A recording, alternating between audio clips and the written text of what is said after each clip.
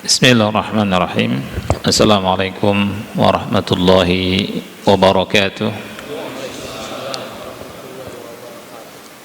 Innal hamdalillah nahmaduhu wa nasta'inuhu wa nastaghfiruh wa na'udzu billahi min shururi anfusina wa min sayyiati a'malina.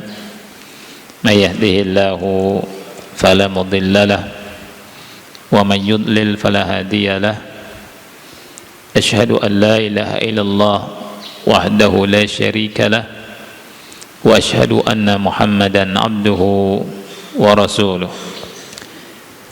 Ya ayyuhalladzina amanu taqullaha haqqa tuqatih wa la tamutunna illa wa antum muslimun.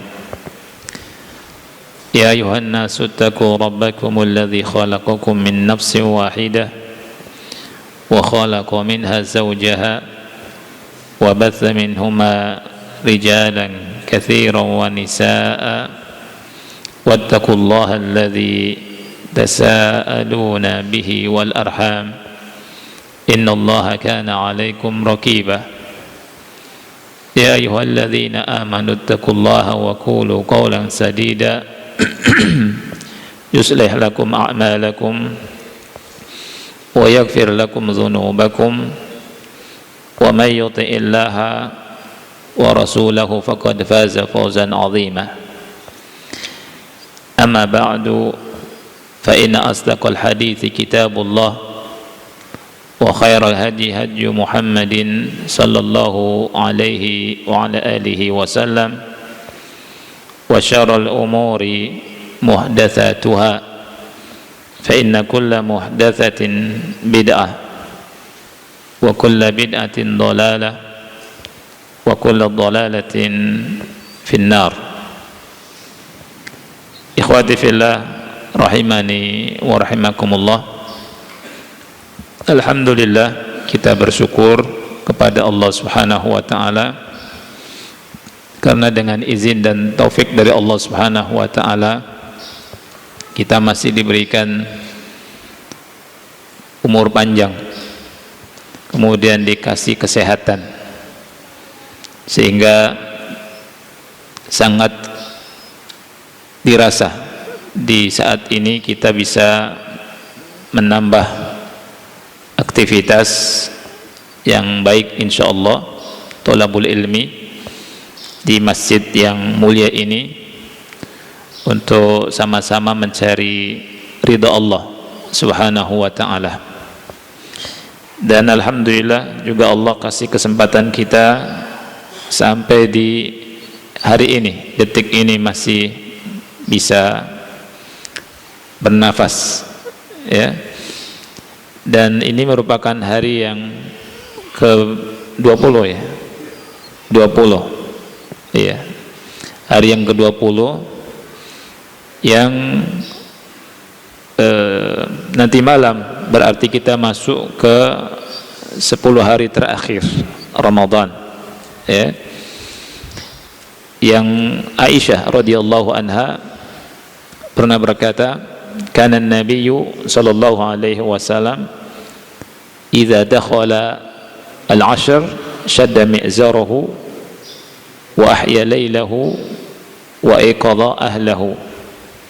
Nabi sallallahu alaihi wasallam apabila masuk 10 hari akhir Ramadan mengencangkan sarungnya, kemudian menghidupkan malamnya dan membangunkan keluarganya. Dari hadis ini kita mendapati 3 hal yang dilakukan oleh Rasul kita sallallahu alaihi wasallam. Yang pertama, mengencangkan sarungnya, mengencangkan ikat pinggangnya. Maksudnya apa? Ulama berkata ini merupakan kinayah bahwa Rasul kita sallallahu alaihi wasallam menjauhi istri dari sisi hubungan intim. Rasul sallallahu alaihi wasallam tidak berhubungan intim dengan istrinya di 10 hari terakhir Ramadan.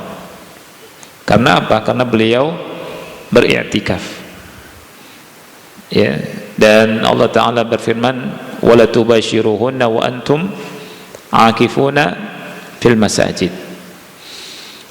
Kemudian yang kedua, di hadis ini Rasul kita sallallahu alaihi wasallam, sebagaimana yang disebutkan oleh Aisyah, beliau menghidupkan malamnya, begadang, menghidupkan malamnya dan begadang.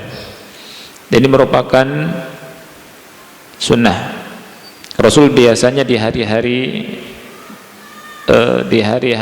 selain Ramadan itu tidur di awal waktu.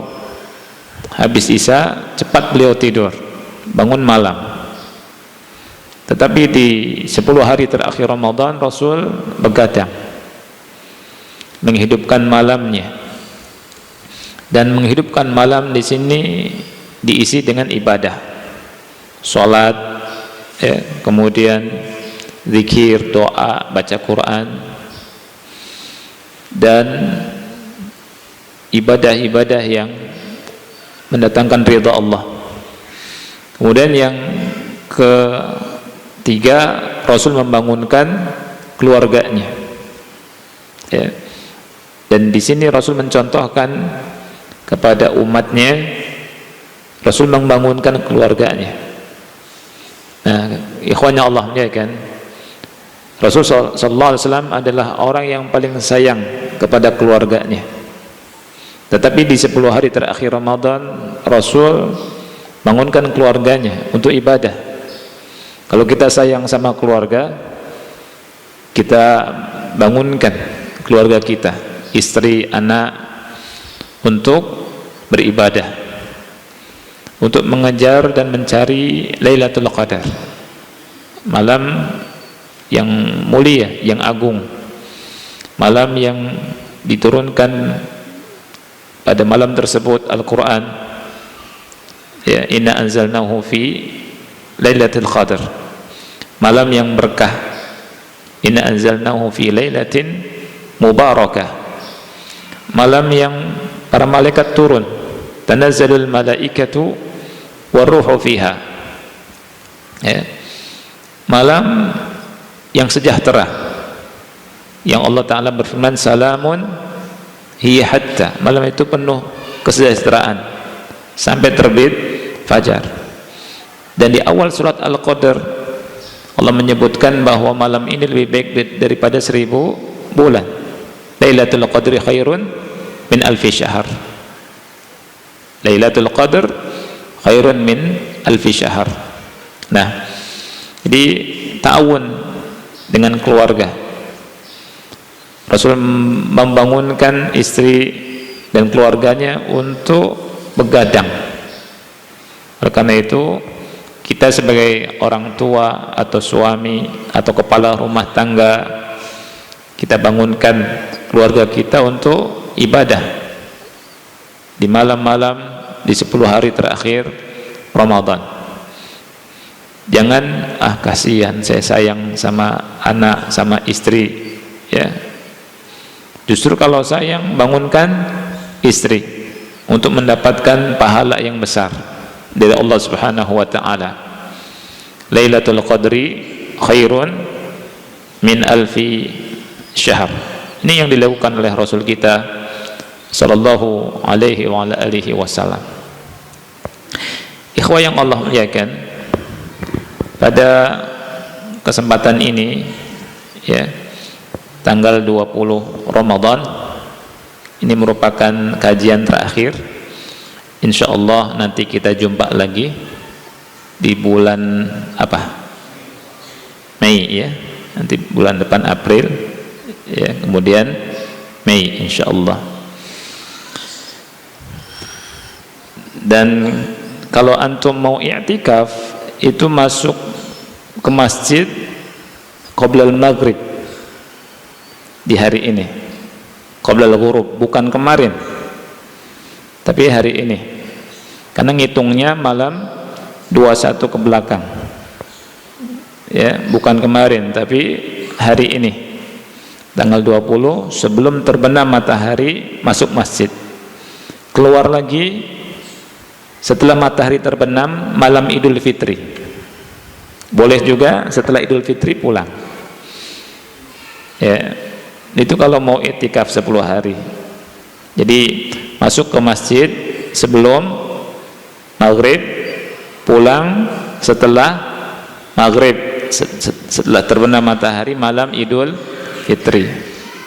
Nah, itu bagi yang bisa i'tikaf. Kalau tidak i'tikaf, perbanyak di masjid. Ya, kalau yang tidak i'tikaf, perbanyak di masjid. Karena banyak di antara kita yang masih kerja, masih aktivitas, ya, dan itu nggak apa-apa. Karena i'tikaf sunnah, kerja mencukupi kebutuhan hidup untuk keluarga, untuk istri, untuk anak, wajib. Jangan ngejar yang sunnah, ninggalkan yang wajib, keliru. Ya, ini merupakan adab atau kekeliruan yang dilakukan oleh sebagian kaum muslimin. I'tikaf tapi anaknya kelaparan misalkan. I'tikaf kerjaannya ditinggalkan padahal dia sudah punya akad. Allah Ta'ala berfirman, ya ayyuhalladzina amanu aufu bil uqud, tunaikan akad kalian. Ya, jadi wajib diperhatikan, kecuali kalau cuti. Ya, cuti 10 hari terakhir Ramadan bisa i'tikaf. Ya. Nah, ikhwani Allah muliakan, ana pernah nyampaikan ke antum di awal Ramadan, ya. Pernah ada yang nanya tentang zakat. Ana akan bahas sedikit surat At-Taubah ayat 60. Surat At-Taubah ayat 60 tentang ahluz zakat, orang-orang yang berhak menerima zakat, ya, supaya tidak keliru. Syekh Muhammad bin Shalih Al-Utsaimin rahimahullah berkata, wa dzalika anna az-zakata la takunu maqbulatan 'inda Allah hatta tuda'u fil mawadi' allati amara Allah an tuda'a laha. Zakat tidak diterima di sisi Allah sehingga atau sampai zakat itu diletakkan, diberikan ke tempat-tempat yang Allah telah perintahkan untuk memberikan kepadanya. Faman wada'aha fi ghairi ahliha fakaman shallat salata fi ghairi waqtiha. Barang siapa yang memberikannya kepada selain mustahiknya, kepada selain mustahiknya, dia bagaikan orang yang sholat tidak pada waktunya. Wahina idzin takunu mardudatan alaihi ghairu maqbulatin minhu. Maka zakatnya tertolak dan tidak diterima. Karena Nabi SAW bersabda, man amila amalan laisa alaihi amruna fahuwa raddun. Barang siapa yang beramal dengan sebuah amalan yang tidak ada contoh dari kami, maka tertolak. Hadis riwayat Bukhari dan Muslim. Memberikan zakat atau menyalurkan zakat, Allah Subhanahu wa ta'ala tidak mewakilkannya kepada Nabi, ya, atau kepada selain Nabi, orang yang di bawah kedudukannya dari Nabi SAW. Allah Subhanahu wa ta'ala langsung, ya, menegaskan kepada siapa saja. Allah yang menjelaskan secara langsung dengan sesempurna penjelasan di surat At-Taubah ayat 60. Ya, karena kita masih jumpai orang yang ngasih zakat tidak pada tempatnya, ini tertolak. Ya, ngasih zakat untuk bangun masjid, untuk bangun jalan, untuk yayasan, membesarkan yayasan, ya. Ini tidak diterima. Man 'amila 'amalan laisa 'alaihi amruna fa huwa raddun. Barang siapa yang beramal dengan sebuah amalan yang tidak ada contoh dari kami, maka tertolak. Allah langsung yang menjelaskan tentang pembagian zakat. Allah enggak menyerahkan ke Nabi sallallahu alaihi wasallam. Di surat At-Taubah ayat 60, Allah Ta'ala berfirman, innamas sadaqatu lil fuqara'i wal masakini wal 'amilina 'alaiha wal mu'allafati qulubuhum wa fir riqabi wal gharimina wa fi sabilillahi wa ibnis sabil fariidatan minallah wallahu alimun hakim. Innamas sadaqat, sesungguhnya sedekah-sedekah itu, sedekah di sini yang dimaksud sedekah yang wajib. Maksudnya zakat mal. Jadi ada zakat fitri, ada zakat mal. Innama dalam bahasa Arab ini adatul hasr. Ya, adatul hasr. Adatul hasr ini ya alat untuk membatasi, lafaz pembatasan, ya. Dan al-hasr itu adalah itsbatul hukmi fil madhkur wa nafyuhu amma siwahu, menetapkan hukum pada yang disebutkan di dalam nas ini dan menafikannya dari selain yang disebutkan. Jadi hasr itu menetapkan hukum hanya pada yang disebut. Berarti kita harus tahu apa saja yang disebut, karena pemberian zakat itu pada sini saja, ya. Innamas shadaqat, hanya saja gitu. Sesungguhnya sedekah-sedekah itu atau zakat mal itu diberikan kepada fuqara. Yang pertama fuqara, yang kedua masakin, orang miskin, orang-orang miskin.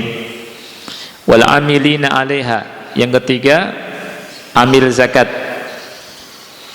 Yang keempat wal muallafati qulubuhum, orang muallaf yang dilunakkan hatinya. Yang kelima wa fir riqab, budak.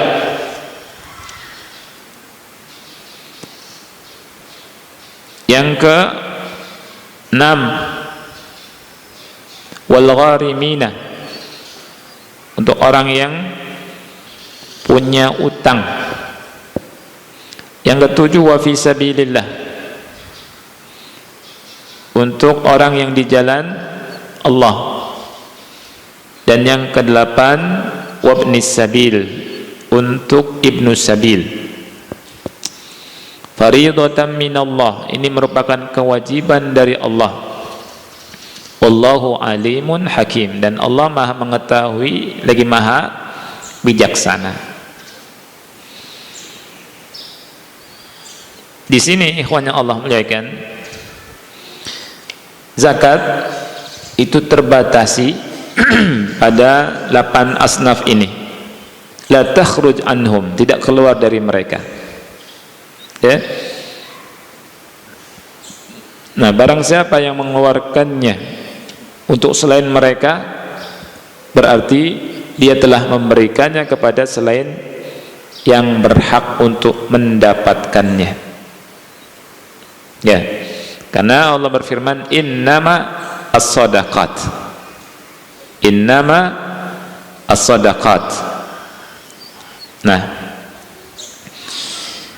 dari ayat yang mulia ini kita mendapatkan penjelasan bahwa ahli zakat itu atau mustahik ada dua jenis. Yang pertama, sinfun yu'tuna lihajatihim. Yang kedua, sinfun yu'tawna lihajatin nasi ilaihim. Yang pertama, jenis orang yang diberi karena butuh, karena mereka butuh, karena mereka membutuhkan. Yang kedua, mustahik, orang-orang yang diberi zakat karena orang butuh pada mereka atau kita butuh pada mereka. Ya,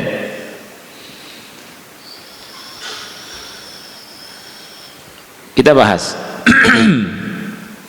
Orang yang diberi zakat karena mereka butuh, karena mereka butuh.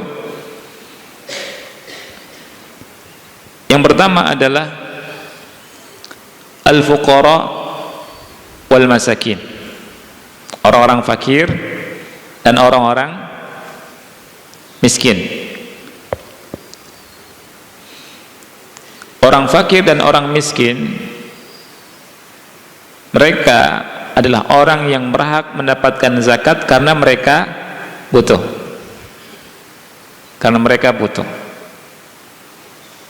dengan uang zakat. Baik, apa perbedaan fakir dan miskin? Banyak perkataan ulama tentang fakir dan miskin dan bedanya. Tetapi yang sangat mudah untuk kita cerna adalah penjelasan dari Syekh Utsaimin rahimahullah. Kalau Anda perhatikan, ya, orang fakir ini lebih membutuhkan daripada orang miskin. Orang fakir itu adalah orang yang miskin, ya, dia memiliki pemasukan harta yang tidak mencukupi setengah dari kebutuhannya, yang hartanya, pemasukannya tidak mencukupi setengah dari kebutuhannya. Ini orang fakir.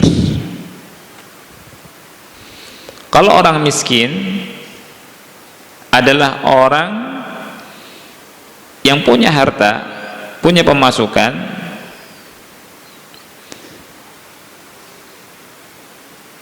melebihi setengah dari kebutuhannya, tetapi tidak mencukupi, ya, orang yang kurang. Bisa dipahami, ya? Ya. Jadi yang lebih membutuhkan siapa? Fakir. Contohnya untuk 1 tahun apa untuk 1 bulan nih enaknya? 1 bulan aja, supaya gampang. Ya. Kalau Syekh Utsaimin mazhabnya 1 tahun. Tapi nggak apa-apa, kita untuk pendekatan aja, untuk 1 bulan. Gini, ada orang namanya Zaid dengan orang namanya siapa? Maunya siapa? Andi, misalkan. Ini contoh saja. Iya. Kita ambil nama Andi dulu. Andi, dia kerja, dia punya keluarga. Kebutuhannya 6 juta sebulan. Sebulan 6 juta. Tapi dia dapat duit, dapat pemasukan itu 2,5 juta. Atau mendapat pemasukan 2 juta. Pemasukan 2 juta. Ya. Nah, ikhwan yang Allah muliakan, Andi fakir apa miskin? Fakir. Ini fakir. Andi berarti fakir. Sekarang Budi, bukan siapa tadi? Zaid. Zaid kerja, usaha, dia punya istri, punya anak. Dia kerja, ada jualan, ada ini, kadang serabutan. Tapi Masya Allah semangat kerja. Tapi Allah kasih rezeki kurang. Kebutuhannya 6 juta juga sebulan. Sama, kebutuhannya 6 juta. Tapi dia dapat duit 5 juta atau 4,5. Ya, fakir atau miskin?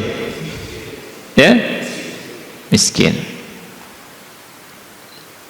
Jadi itu bedanya antara fakir dan miskin. Jadi kalau fakir itu kurang dari setengah, kalau miskin lebih dari setengah kebutuhan. Kebutuhannya 6, dia dapat 4 atau 5, ya, ini miskin. Tapi kalau dia dapat 2,5 atau 2, ini fakir. Lihat, innamas shadaqat, sesungguhnya zakat itu diberikan kepada orang fakir, orang-orang fakir dan orang-orang miskin. Lafaz fakir dan miskin kalau disebutkan dalam satu ayat maknanya berbeda. Kalau disebutkan dalam satu nas Al-Quran atau hadis maknanya berbeda. Tapi kalau disebutkan sendiri-sendiri artinya mencakup dua hal itu. Ya, kalau disebutkan miskin saja berarti fakir masuk. Kalau disebutkan fakir saja miskin juga masuk. Nah, itu. Nah, fakir miskin diberikan zakat kepada mereka karena apa?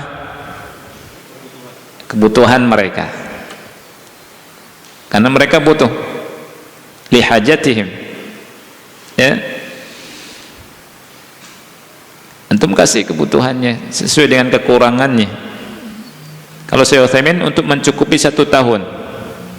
Sebenarnya yang bagus itu ngasih zakat itu untuk mencukupi 1 tahun. Ini kalau ngerti, tapi banyak yang nggak ngerti. Ngajinya cuma untuk sebulan doang.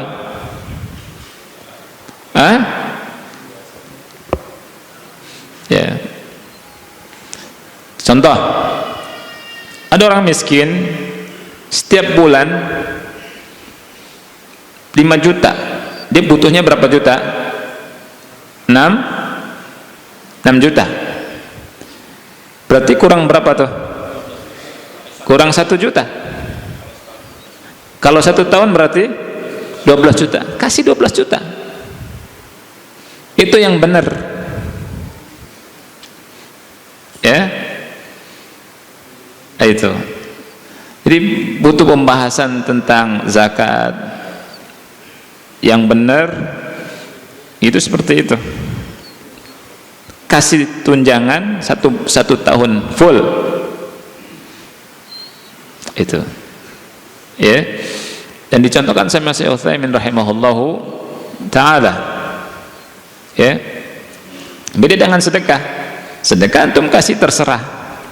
Sedekah itu ngasihnya sedekah sunnah, ya. Sedekah sunnah ngasihnya tidak terbatasi dan bebas, gitu. Ya. Nah, sebagian kita masih tahap 1 bulan ngasih dah, tanpa ada perhitungan yang cermat seperti ini. Ya, kan juga zakat itu 1 tahun. Ya, subhanallah ikhwan, kalau zakat ini betul-betul dikelola oleh orang yang ngerti dan amanah, masya Allah, itu banyak orang miskin yang terangkat dari kemiskinannya. Ya, saya katakan yang ngerti dan amanah. Ya kan? Ada orang ngerti nggak amanah. Ada orang yang amanah nggak ngerti. Banyak ini juga amanah dia, tapi nggak ngerti gimana cara membagikan. Ya. Baik. Sekarang yang ketiga nih, wal amiluna 'alaiha. Wal amiluna 'alaiha. Amil zakat. Baik, amil zakat, ikhwan yang Allah muliakan. Amil zakat ini mereka butuh atau manusia yang butuh? Kita yang butuh sama mereka, bukan mereka yang butuh. Amil boleh dikasih zakat walaupun kaya,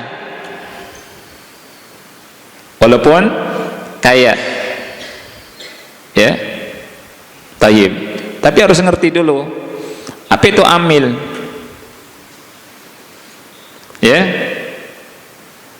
Amil itu adalah orang yang memang sudah ditunjuk oleh pemerintah,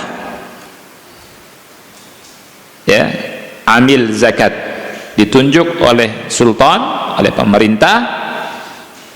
Dia punya wewenang untuk ngambil zakat dan ngurusi zakat. Ini namanya amil.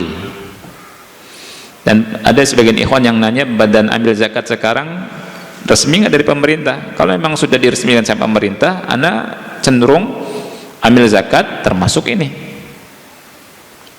ya. Ada konsekuensinya. Ini amil zakat, ini harus dipahami. Adapun pengurus masjid yang bukan amil zakat, ustadz atau kiai atau orang yang antum wakilkan bukan amil zakat, ya.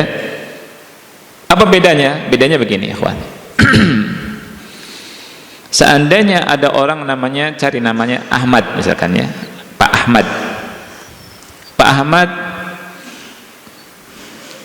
dia punya zakat yang harus dikeluarkan, dikasih ke amil resmi. Ketika barangnya rusak atau uang zakatnya hilang atau rusak, si Ahmad sudah berlepas tanggungan. Si Ahmad sudah bara'atiz zimmah, ya, nggak tanggung jawab lagi, lepas tanggung jawab, dan tidak wajib mengeluarkan zakat. Dah selesai, karena dia sudah mengeluarkan zakat. Ketika rusaknya diambil zakat, walaupun saya ambil zakat belum menyalurkan kepada mustahik, ya. Tetapi kalau antum titipkan uang zakat ke orang, ke teman antum, ke saudara, ke ustadz atau kiai yang bukan amil zakat, ternyata rusak. Kan zakat kan nggak mesti duit, ya. Ada sapi, zakatnya ada kan, dan seterusnya, binatang. Nah, hilang, kita lihat, seandainya rusaknya atau hilangnya karena kelalaian dari siapa?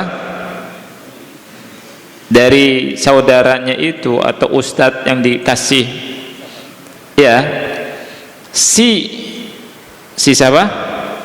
Si pengeluar zakat masih tetap harus mengeluarkan zakat, walaupun kelalaiannya itu si yang dititipi harus bayar karena belum nyampe.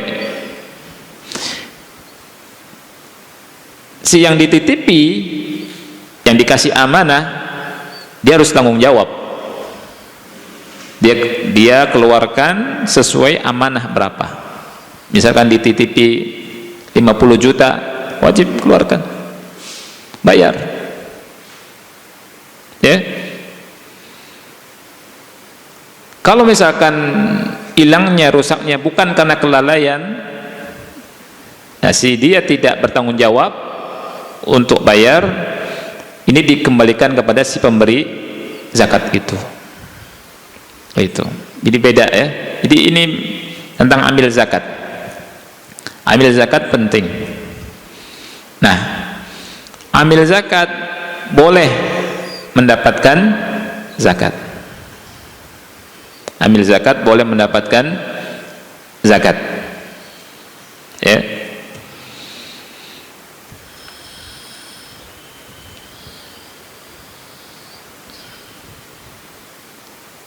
Jadi al-amiluna 'alaiha yang ketiga ini mustahik zakat masuk dalam bagian orang yang membutuhkan atau kita yang membutuhkan? Kita yang membutuhkan dia. Ya.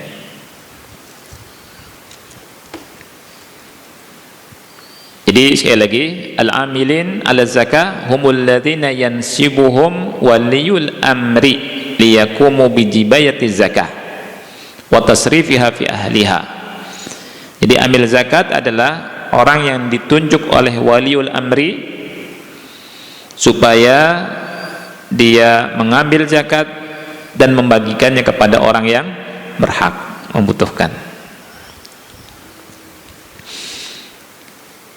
Yang keberapa sekarang?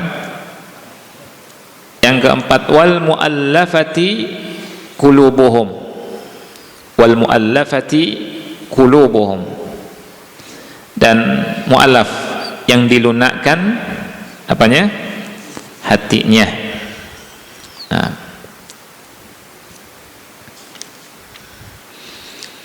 Muallaf ini ada 4 jenis.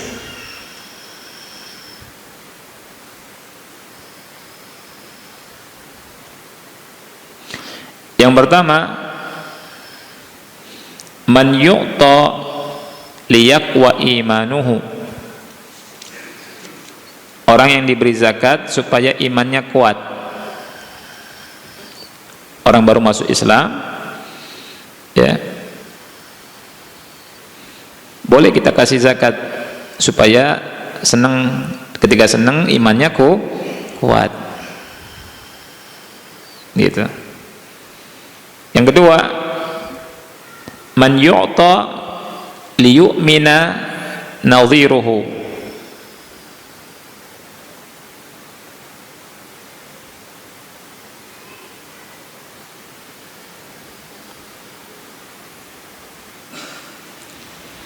Orang yang diberi zakat supaya orang-orang yang semisalnya beriman. Jadi ada tujuan ngasih zakat ke orang itu.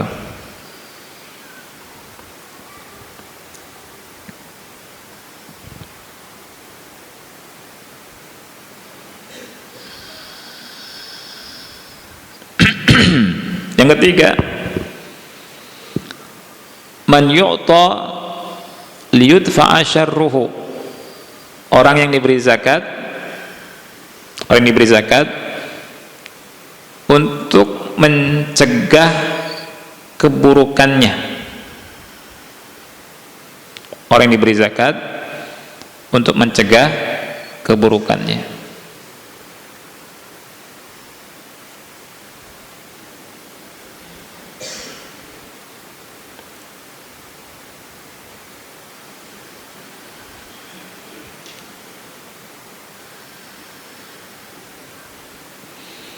Yang keberapa sekarang? Keempat,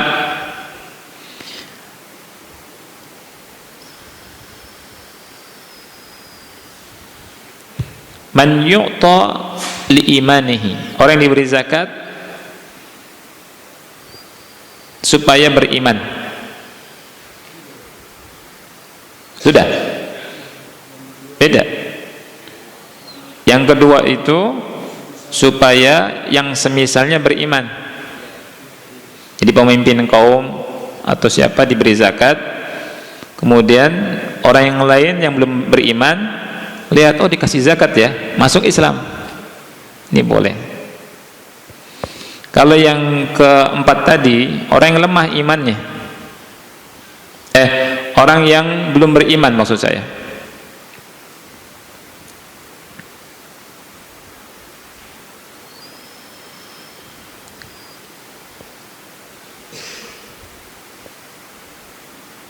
Orang yang belum beriman, antum harapkan dia masuk Islam, boleh dikasih. Liyu'mina, supaya beriman. Ya, liyu'mina, supaya beriman. Jadi ini jenis-jenis mu'allaf. Jadi mu'allaf itu bukan hanya orang yang baru masuk Islam saja. Ya kita kan tahunya orang baru masuk Islam, oh ini mu'allaf tuh ya, kan gitu. Enggak.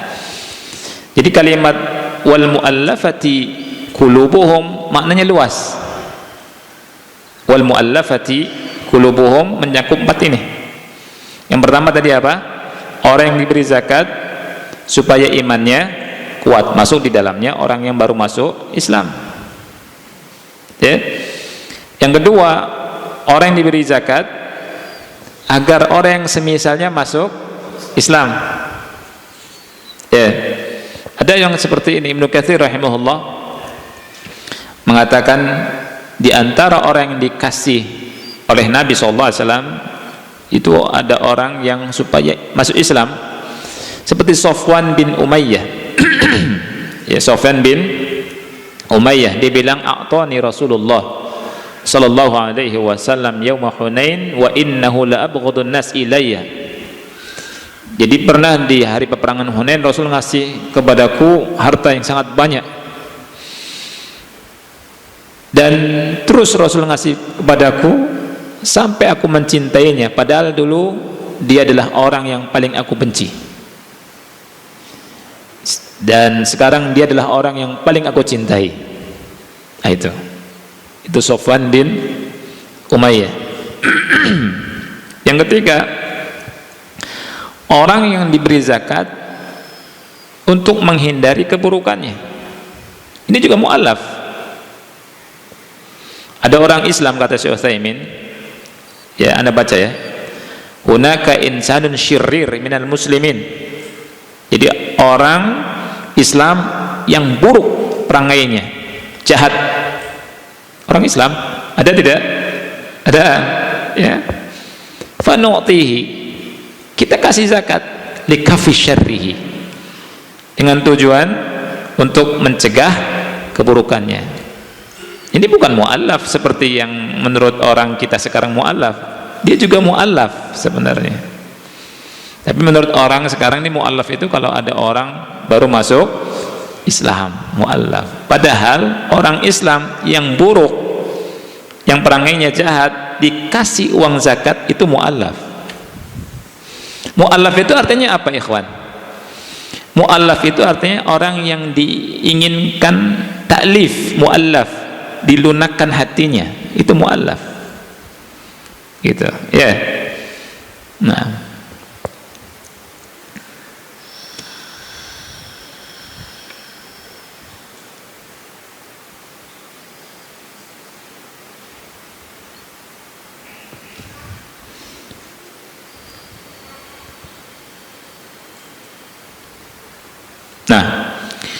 mu'allaf ini masuk pada bagian karena manusia butuh kepadanya.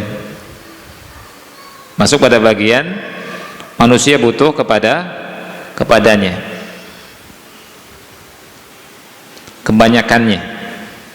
Tapi ada orang yang masuk Islam, orang baru masuk Islam, ya, miskin.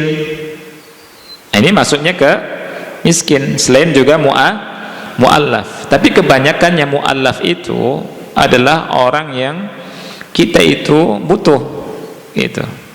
Seperti misalkan pemimpin kaum tertentu, ya, dikasih zakat supaya kaumnya masuk Islam.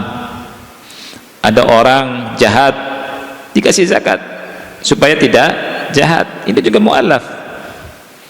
Makanya Syekh Utsaimin rahimahullahu ta'ala memasukkan mu'allaf itu orang-orang yang dikasih zakat bukan karena mereka butuh, tapi kita butuh kepada mereka supaya nyaman, baik keadaan kaum muslimin. Berikutnya, ikhwan,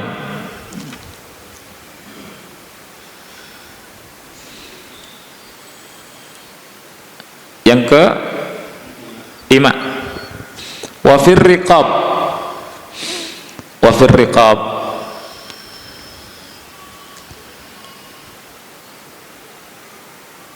wa fir riqab, dan untuk dan untuk budak sahaya, ya. Nah, budak sahaya ini, ikhwan yang Allah muliakan, disebutkan oleh Syekh Utsaimin rahimahullahu ta'ala, ada 3 jenis. Ada 3 jenis. Jadi riqab ini mencakup 3 jenis. Jenis yang pertama, budak yang ingin dimerdekakan. Misalkan gini, ya, Zaid membeli kepada Hamzah. Hamzah punya budak. Kemudian setelah dibeli sama Zaid, dimerdekakan. Nah, itu. Ini yang pertama. Yang kedua, bayar untuk mukatab. Mukatab itu budak yang punya perjanjian dengan tuannya untuk memerdekakan dirinya sendiri dengan imbalan, dengan bayaran tertentu. Ini namanya mukatab. Mukatab ini banyak di zaman dulu, ya. Di zaman Aisyah, di zaman Rasul, ada seorang wanita namanya Barirah. Ingat ya, Barirah itu melakukan mukatabah sama tuannya. Mukatabahnya itu membayar 9 uqiyah. 9 uqiyah. Setiap tahunnya bayar 1 uqiyah. 1 uqiyah itu 40 dirham. Beliau nggak mampu, datang ke Aisyah. Aisyah radhiyallahu anha membayarkan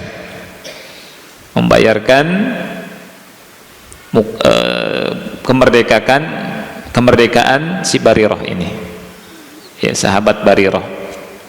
Ketika merdeka, Barirah dikasih pilihan, apakah tetap sama suaminya atau pisah. Barirah pilih pisah. Suaminya namanya siapa? Ahsanta, Mughith. Masya Allah, ya, beliau di depan paham, ya. Jadi Masya Allah, ada orang duduk di depan tapi Masya Allah antum. Mughith itu ketika Barirah merdeka itu ngejar-ngejar Barirah, ya, karena cintanya luar biasa sama Barirah. Sampai Mughith datang ke Rasulullah SAW untuk minta syafaat. Nah, Rasulullah SAW bilang ke Barirah, ya, untuk balik ke Mughith. Kata Barirah, ini perintah atau syafaat wahai Rasul? Kata Rasul, ini syafaat. Karena kalau perintah, sami'na wa ata'na. Walaupun nggak suka, mesti Barirah taat sama Rasul, kembali ke Mughith.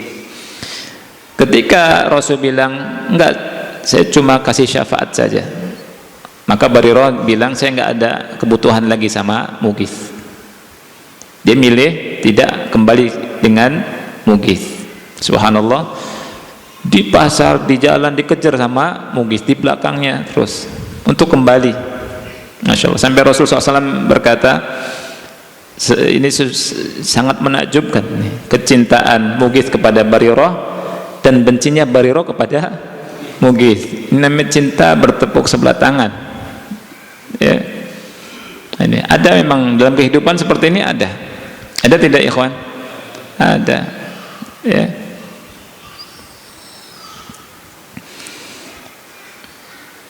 Yang ketiga, masuk dalam kategori wafir riqab ini, supaya kita paham, itu asir. asirun indal kufar, tahanan muslim di orang kafir.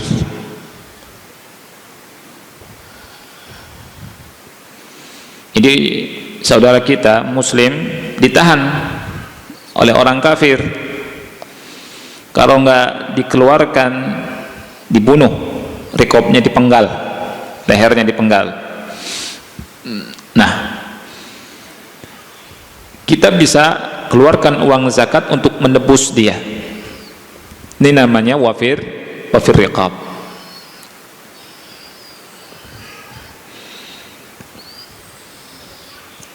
Jadi wafir riqab masuk ke dalamnya 3 hal, ikhwan ya.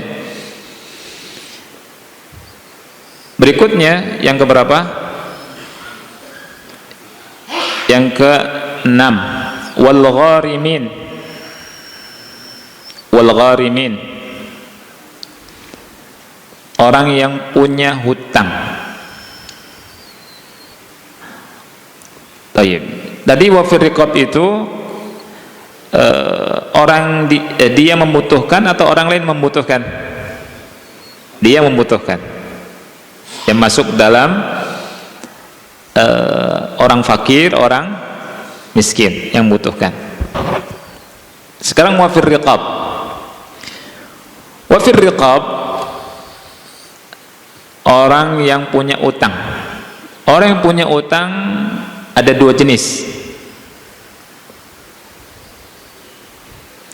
Jenis yang pertama,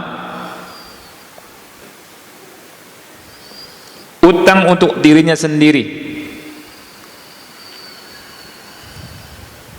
Utang untuk dirinya sendiri, untuk kebutuhan dirinya sendiri. Hutang yang kedua, bukan untuk dirinya sendiri, tapi untuk orang lain. Dua-duanya boleh dikasih zakat. Dua-duanya boleh dikasih zakat. Tapi utang untuk dirinya sendiri ini masuk dalam kategori orang yang butuh. Kita kasih zakat karena mereka butuh. Orang yang berhutang untuk orang lain kita kasih zakat karena kita butuh sama dia. Orang baik. Misalkan ada kasus 2 kelompok berantem, 2 kelompok berantem, 2 desa berantem, 2 kelompok berantem, ya. Kemudian untuk mendamaikannya dia butuh duit, dana untuk mendamaikan 2 kelompok yang berperang ini. Dia sampai ngutang dan seterusnya, ya. Kemudian dia bayar, akhirnya dia punya utang. Akhirnya dia punya utang. Nah, kita bantu dengan ngasih zakat. Kita bantunya dengan mengeluarkan dari uang zakat kita. Itu boleh. Ya. Jadi al-gharimin di sini terbagi 2. Ya, terbagi 2. Kalau untuk dirinya sendiri berarti dia kasih zakat karena memang dia butuh. Yang kedua, yang bayar utang untuk orang lain kasih zakat karena kita butuh sama orang seperti ini untuk kebaikannya.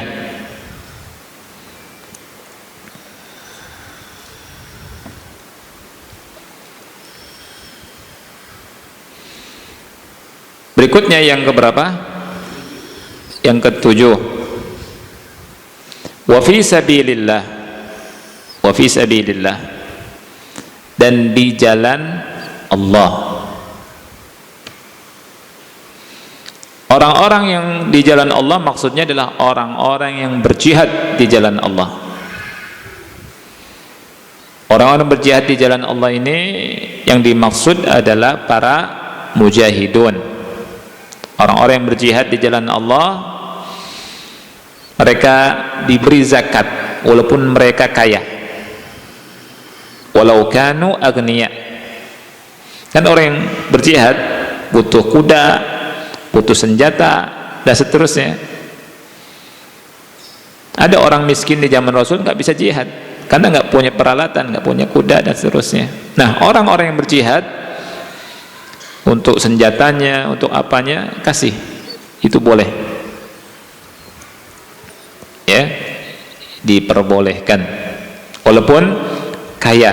Wa fi sabilillah berarti mereka mendapatkan zakat karena mereka butuh atau kita yang butuh? Kita yang butuh.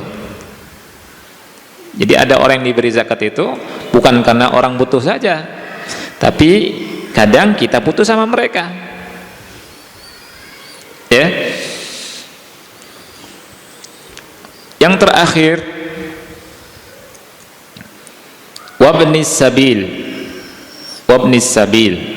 dan ibnu sabil. Apa itu ibnu sabil? Ibnu artinya apa? Ibnu anak, as-sabil jalan. Jadi anak jalan, ya. Baik. Ada yang mengartikan berarti anak yang lahir di jalan.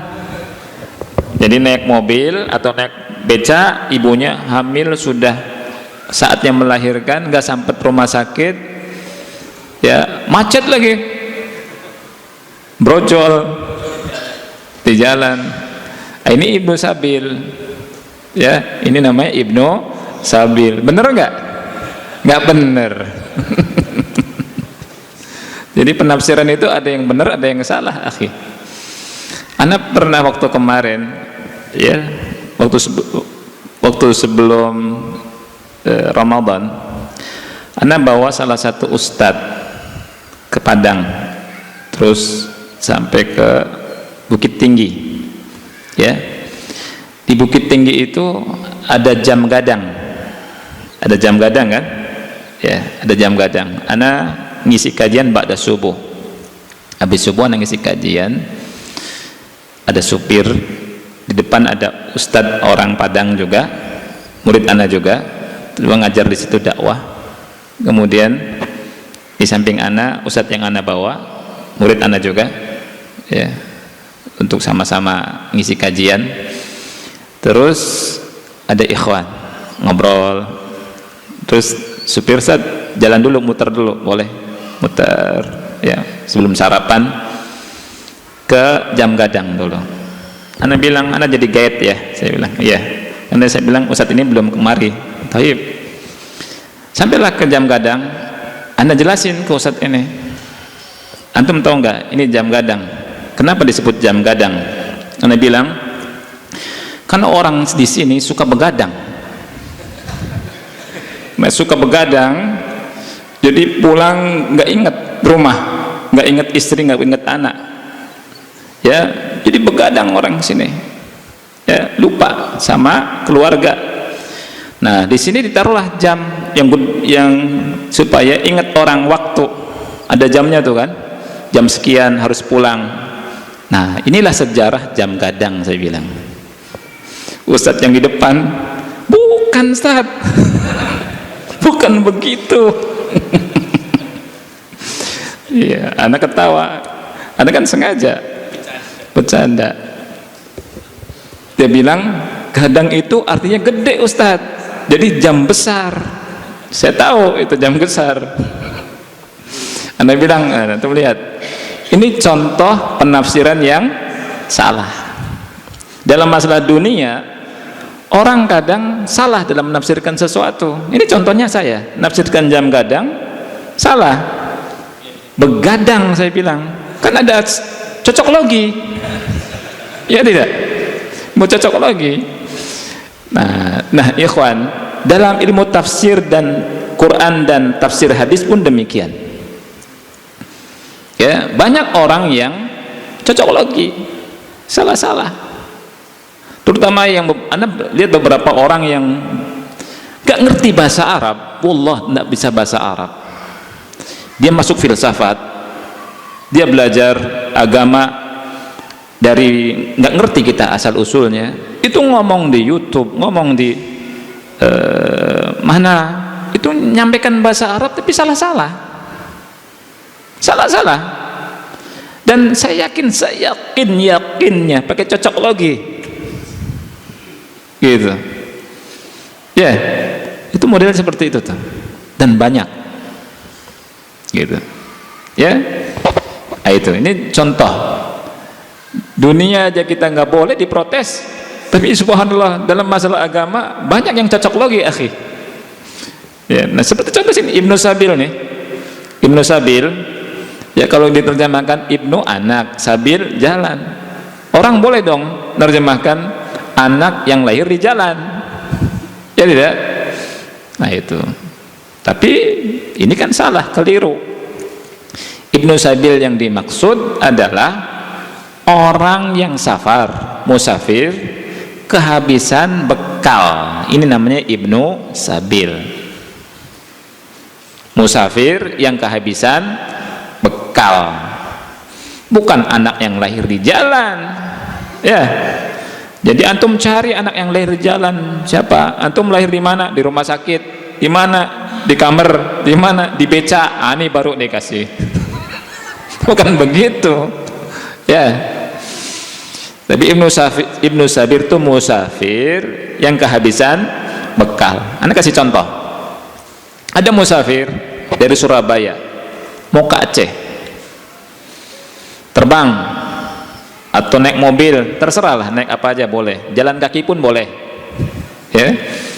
Nyampe di Jakarta singgah, qadarullah hilang tuh tasnya, isinya duit, isinya macam-macam ya, bekalnya dia habis, nggak ada teman, nggak ada siapa. Dia bilang ada yang maling, nggak ada nih bekalnya. Nah kita boleh keluarkan uang zakat kita untuk dia sebatas bisa sampai ke Aceh dan pulang lagi ke Surabaya, itu boleh. Keluarkan uang zakat dan oh pas nih ada uang zakat, antum nggak ada bekal untuk pergi dan pulang, iya habis ini, betul nggak habis, baik kasih uang zakat, boleh tidak? Boleh ya.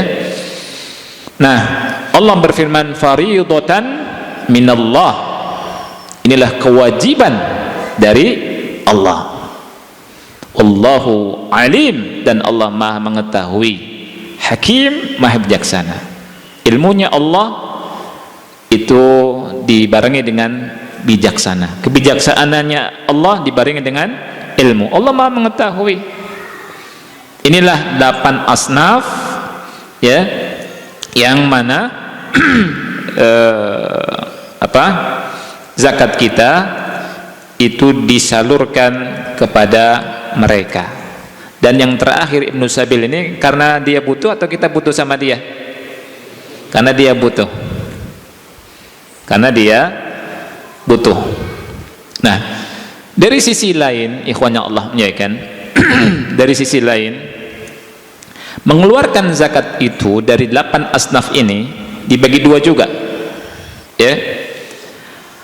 Ada yang jenis yang diberikan itu memang untuk dimiliki oleh orang yang dikasih harta.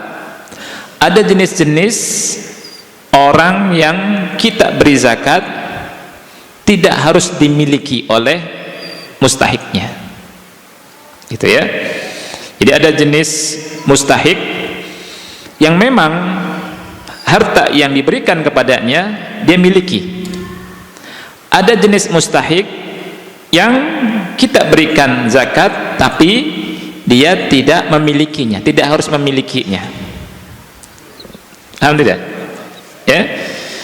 Yang dimiliki contohnya orang miskin, orang fakir, dikasih harta memang dia untuk miliki. Ya. Milik dia. Sudah, milik dia sudah. Dia mau ngapakan terserah dia. Begitu juga al-amil, amilin wal amilina 'alaiha. Ya. Adapun sebagiannya seperti gharim, orang yang berhutang, kita kasih zakat bukan harus dimiliki. Kita boleh datang ke orang yang dihutangi, kita bilang utang dia berapa? Utang dia misalkan sekian. Ya, berapa sekian itu? Sekian dan terima kasih. Misalkan utangnya 10 juta, ya, kita bayarkan 10 juta langsung nih buat dia. Nanti kita kontak ke yang hutang antum sudah dilunasi dengan uang zakat. Itu boleh. Lihat, dikasih zakat tapi bukan untuk dimiliki. Dikasih zakat tapi bukan untuk dimiliki.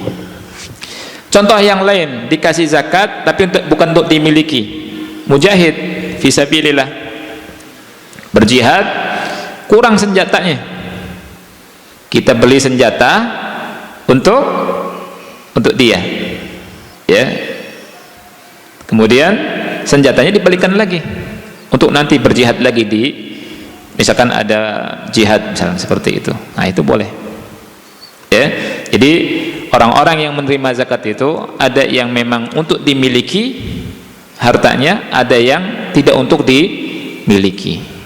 Nah, itu sebenarnya pembahasan ini panjang juga, ya, tapi saya cukup sampai sini, ikhwannya Allah, ya kan. Mudah-mudahan manfaat. Insyaallah ada babnya tersendiri setelah kitab sholat jenazah, masuk kitab zakat, itu lebih detail lagi insyaallah. Makanya Umdatul Ahkam ini walaupun tipis, semua kena, semua ada insyaallah, ya.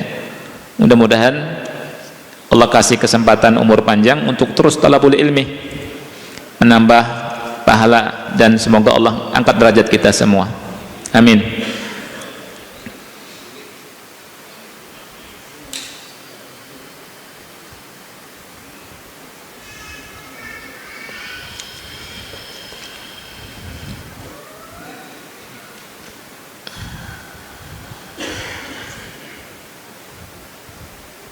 Ya, Ustadz, dari penjelasan tentang fakir atau miskin tadi, apakah berarti kita harus tahu persis keadaan orang yang kita beri zakat tentang penghasilan dan kebutuhannya? Karena kalau hanya dilihat dari kesehariannya, barangkali ada yang kita tidak tahu. Jadi apakah kita harus tanya langsung penghasilan dan kebutuhannya tersebut, dan haruskah disampaikan kepadanya bahwa ini adalah zakat? Iya. Seandainya antum tahu detail, lebih bagus, ya. Tapi kadang kita tidak nanya, kan, dan kadang masalah privasi juga. Tapi dengan zon ghalib, bisa dengan zon, biasanya dia kerjanya apa, itu antum bisa lihat penghasilannya, itu bisa diterka gitu. Yang model orang seperti ini kerjanya dapatnya berapa, itu bisa diperkirakan, tidak harus detail. Nah, sudah dapat perkirakannya, antum kasih, itu boleh, ya. Karena tidak semua orang mau dia sebutkan berapa-berapanya. Bahkan ada orang miskin, antum berapa? Nah, anda nggak mau kasih tahu, ya. Iya. Nah, ini antum perkirakan, antum kasih zakat, ya. Apakah disampaikan padanya ini adalah zakat? Iya, sampaikan. Bagus, sampaikan ini zakat, ya. Ada orang kaya pura-pura miskin, ada nggak? Iya, ada orang pura-pura miskin, ini zakat nih. Dia kaya banget, punya apartemen, ya, tapi miskin misalkan, kelihatannya ini zakat nih. Oh, uang zakat, anda nggak berhak menerima, antum kasih yang lain. Nah, itu kan bisa dengan antum sebutkan ini zakat, orang tahu berhak atau tidaknya, seperti itu.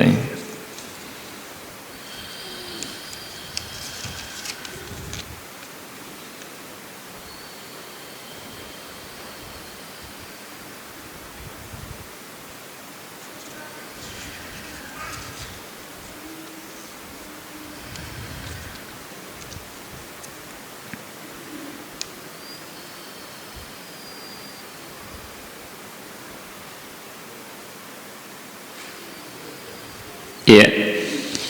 Assalamualaikum Pak Ustadz, mau bertanya, jika kita menjadi makmum pada sholat yang hanya 2 rakaat atau hanya 1 kali tasyahud, bila imam duduk tawarruk tawarruk, bolehkah kita duduknya iftirash atau harus mengikuti imam? Jazakallah khairan. Ada beda pendapat antara ulama, ya, tetapi pendapat yang ana pilih, kalau imamnya tawarruk kita tawarruk, kalau imamnya iftirash kita iftirash, selama kita tahu, tapi kalau kita di belakang kita nggak tahu imamnya tawarruk atau iftirash, kita duduk seperti yang kita yakini.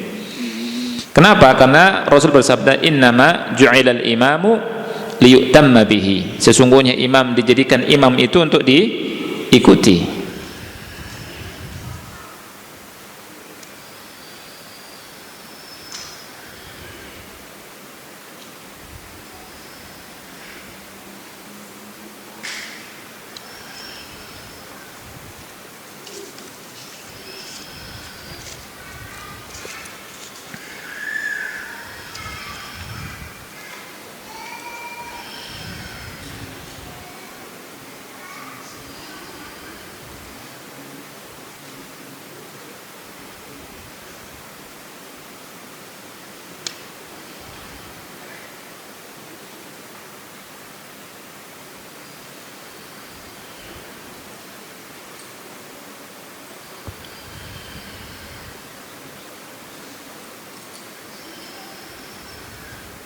Ya.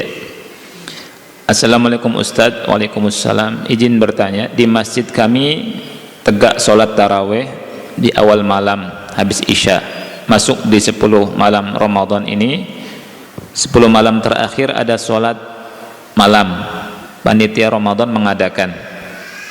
Maksudnya 2 sesi gitu ya, ada yang ba'da isya, ada yang malam jam 2. Mana yang lebih afdol, sholat di awal malam atau sholat di jam 2 malam di masjid saat beriktikaf? Ya. Yang lebih afdol sholat ketika antum kuat, nggak ngantuk, ya, itu lebih afdol. Ketika antum bisa menikmati sholat ba'da isya khusyuk, ya, sampai selesai sama imam, itu bagus daripada sholat antum ngantuk-ngantuk nggak jelas, ya, bacaan imam nggak diketahui, setelah itu Allahu Akbar ikutan, ya. Nah, itu, ya, antum pilih mana yang antum khusyuk, ya. Syekh Albani rahimahullah di 10 hari terakhir Ramadan beliau sering mengadakannya di malam hari, di malam, ya, karena mungkin lebih hening, mungkin lebih khusyuk, ya, itu bisa. Lebih juga bisa berdoa di sepertiga malam, nah, itu, ya, dari sisi itunya. Jadi dilihat kembali ke antum.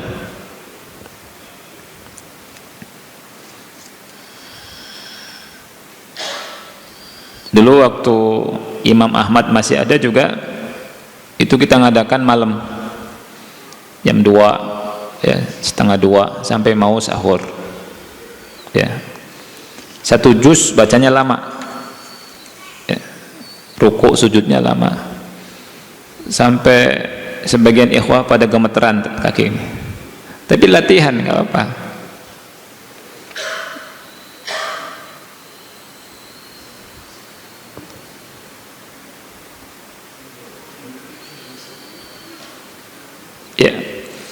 Panitia atau penerima atau penyaluran zakat di setiap masjid, apakah masuk ambil zakat? Dilihat apakah memang ditunjuk sama pemerintah atau tidak. Ditunjuk sama pemerintah tidak, lihat. Yansibuhul waliyul amr, kalau ditunjuk masuk ambil zakat, kalau belum ambil zakat, ya. DKM, kalau begitu belum jadi amil, ya.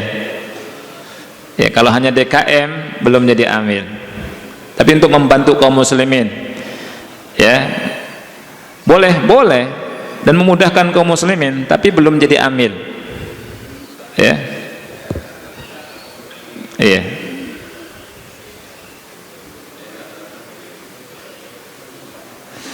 Jika di sekitar masjid fakirnya sangat banyak, sedangkan zakat mal yang dibagikan sedikit, apakah dibagi rata atau diprioritaskan yang sering berjamaah ke masjid lebih? Ya, baik. Lebih bagus yang pertama, pilih yang lebih bertakwa kepada Allah Subhanahu wa taala. Ya, karena Rasulullah SAW bersabda, wala ya'kul ta'amaka illa taqi, jangan makan menu kecuali orang yang bertakwa. Ya, jadi orang yang bertakwa, ketika antum kasih zakat lebih kuat di ketakwaannya, lebih semangat ibadahnya. Tapi boleh antum kasih kepada yang lain, ya, supaya dia dapat hidayah, bisa jadi ibadah. Itu wallahu a'lam bishawab. Waktunya dikit lagi. Ustaz, izin bertanya di luar tema, jika ada orang tua yang telah mendaftarkan haji namun qadarullah sampai wafat belum mendapatkan giliran untuk berangkat, apakah pendaftaran hajinya merupakan warisan? Ya, jadi kalau meninggal nggak bisa digantikan, jadi warisan. Ya, warisan dibagi rata sesuai dengan yang Allah sebutkan di surat An-Nisa. Wallahu a'lam bishawab. Ada satu pertanyaan yang belum bisa Anda jawab, mudah-mudahan manfaat. Ini yang bisa kita bahas, kita akhiri. Ya, mudah-mudahan kita bertemu lagi. Ya, Allah kasih umur panjang dalam taat, dan semoga Allah memberikan kesempatan pada kita untuk berjumpa dengan Lailatul Qadar. Kita akhiri, subhanakallahumma wa bihamdika asyhadu an la ilaha illa anta astaghfiruka wa atubu ilaik. Wassalamualaikum warahmatullahi wabarakatuh.